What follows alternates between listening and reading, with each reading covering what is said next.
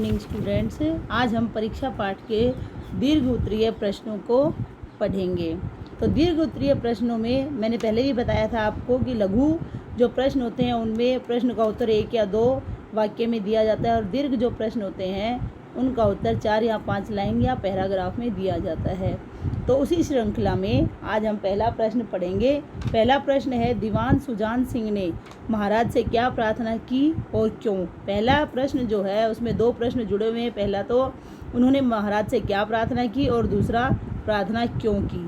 तो उत्तर के अनुसार सुजान सिंह जो हैं वो बूढ़े हो चले थे और वो राजकाज से छुट्टी पाना चाहते थे, इसलिए उन्होंने महाराज से प्रार्थना की कि उन्हें जो है दीवान पद से हटा दिया जाए या मुक्ति दे दी जाए, क्योंकि वो नहीं चाहते थे कि सारी उम्र जो उन्होंने महाराज के आगे अच्छा काम किया है, नेक नामी का काम किया है, उसका बुढ़ापे में कोई दाग या कलंक लगे। तो इस प्रकार प्रश्न की भाषा देखिए, उसके अनुसार उत्तर की भाषा देखिए आप। दीवान सुजान सिंह ने महाराज से प्रार्थना करते हुए कहा कि मेरी अब उम्र हो गई है, 40 साल आपकी सेवा करने के बाद अब राजकाज संभालने की शक्ति नहीं रही, क्योंकि वो 40 साल तक राजा के यहाँ काम करते रहे। तो अब उन्होंने कहा कि अब पहले जैसी उनके अंदर शक्ति नहीं रही है।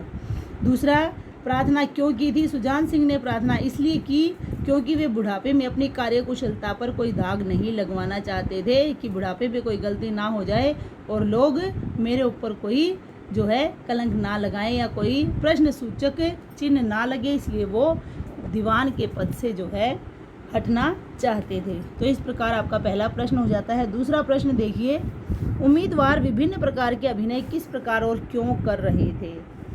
दीवान सुजान सिंह ने परीक्षा जो कहानी है उसमें यही बताया है कि दीवान के पद के लिए उन्होंने एक विज्ञापन निकलवाया और उसमें जो उम्मीदवार परीक्षा में सफल हो जाएगा वही दीवान बनेगा। तो वहाँ विभिन्न प्रकार के जो उम्मीदवार हैं उसमें हिस्सा लेने के लिए आते हैं।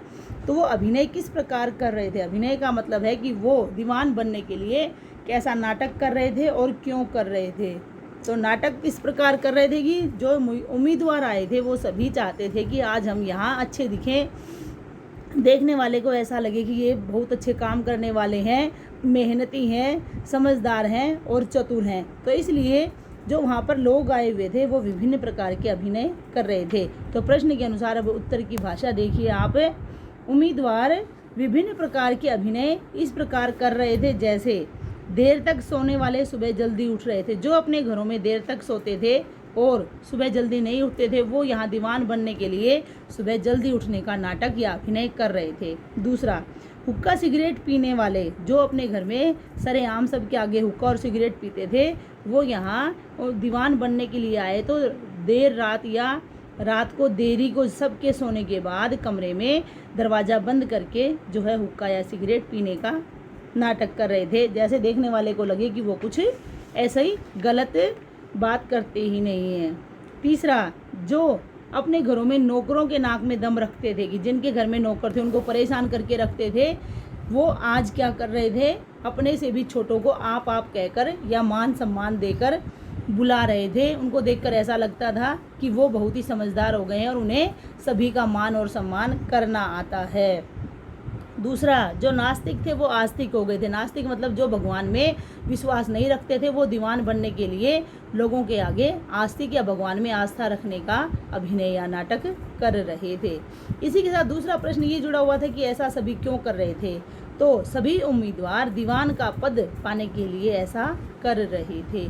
तो यहाँ आपका दूसरा प्रश्न एक प्रकार से 2 हुए, लेकिन प्रत्येक में 2 प्रश्न थे, इसलिए यहाँ आपके एक प्रश्न में 2-2 जुड़ने के कारण 2 के साथ साथ 4 प्रश्न यहाँ पूरे हो जाते हैं। अब आप देखिए तीसरा प्रश्न। तीसरा प्रश्न है आपका, एक उम्मीदवार ने गाड़ी वाले की मदद किस प्रकार की। क्योंकि यहाँ पर जो परीक्षा कहानी है वो इस गाड़ी वाले किसान के साथ ही जुड़ी हुई है परीक्षा के रूप में। तो यहाँ पर ये प्रश्न आपके लिए आया है। जब आपने कहानी पढ़ी है और जानी है तो उसमें आपको पता होगा कि किसान की मदद जो है एक उम्मीदवार कैसे करता है। प्रश्न के अनुसार अब उत्तर की भाषा समझिए आप। एक उम्मीदवार गाड़ी वाले की मदद किस प्रकार करता है। तो एक उम्मीदवार ने गाड़ी वाले की मदद करने के लिए उससे कहा कि तुम गाड़ी पर बैठकर बैलों को हाँको या साधो और मैं पहियों को धकेलता हूँ, क्योंकि बैल को जब आगे धकेला जाएगा या हाँका जाएगा तभी तो पीछे गाड़ी के धक्का लगाने वाला जो है आगे गाड़ी को निकाल पाएगा। तो वो कहता है कि आप बैलों को हाँकिए और मैं पीछे से पहियों को धकेलता हूँ या उनके धक्का मारता हूँ। और उस युवक ने पहिए पर जोर लगाकर खिसकाया पीछे से, क्योंकि कीचड़ में गाड़ी धसी हुई थी, पहियों को ही कीचड़ से निकालना था। और उसने युवक ने पहियों पर जोर लगाकर उनको खिसकाया। किसान और उम्मीदवार दोनों ने मिलकर जोर मतलब बल से, हिम्मत और समझदारी से काम लिया। वह गाड़ी को नाले के ऊपर चढ़ा लिया। तो इस प्रकार एक उम्मीदवार ने गाड़ी वाले की मदद की और उसकी गाड़ी को कीचड़ से निकलवा दिया। तो यहाँ आपके दीर्घ उत्तरीय प्रश्नों में पहला, दूसरा और तीसरा प्रश्न पूरे हो जाते हैं। इन तीनों प्रश्नों के जो उत्तर हैं आप देखकर सही लिखेंगे, क्योंकि ये दीर्घ उत्तरीय प्रश्न होते हैं तो इसमें शब्दों का भी थोड़ा ध्यान रखा करें। आप जो वाक्य या शब्द आप लिख रहे हैं उनमें अशुद्धियाँ कम हो, क्योंकि आपके पास लिखित और वीडियो दोनों होती हैं। तो आप उन दोनों को देखकर और समझकर ही अपना कार्य सुंदर और स्पष्ट तरीके से किया करें। और क्योंकि कोरोना काल में आप सभी घर पर हैं तो आप अपनी हैंड राइटिंग या लेख को भी सुधारने का एक स्वर्णिम अवसर है, जहां आप बैठकर अच्छे से उसको सुधार सकते हैं। तो आप अपने लेख का भी थोड़ा ध्यान रखें और अपनी हैंड राइटिंग में भी इम्प्रूवमेंट करें। आपका दिन शुभ हो। धन्यवाद।